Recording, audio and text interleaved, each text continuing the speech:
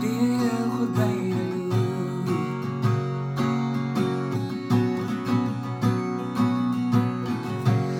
Ek het klaar besluit, ek gaan jou ontvoer.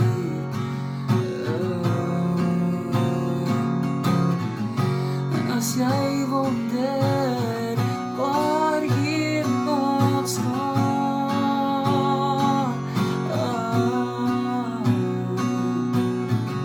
vanaand steek ek jou vir 'n piknik op die maan.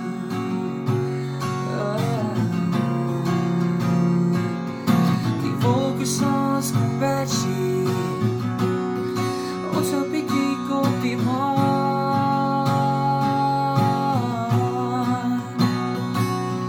Die aandster is ons kersie, ons op piknik op die maan.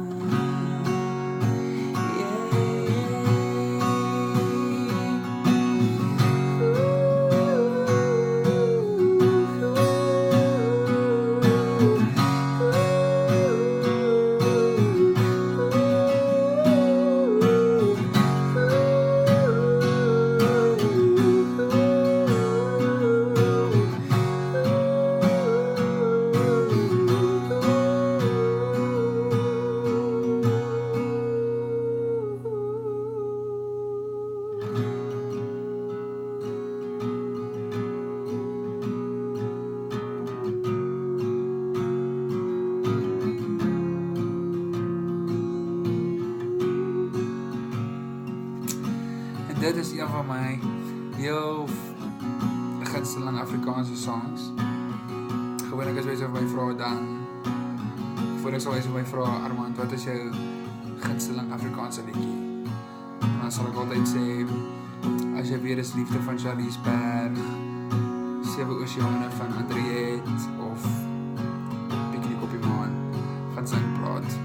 En ek dink is net die way wat het geskryf is, dis so simpel en dis so beautiful, ja, and it makes you feel like you've never heard something like this before. En ek dink dit is die magic van Afrikaanse musiek, is it makes you feel that, it makes you feel at home, it makes you feel like you're in South Africa. So, dis my gunsteling Afrikaanse liedjie, en ek hoop julle het dit geniet.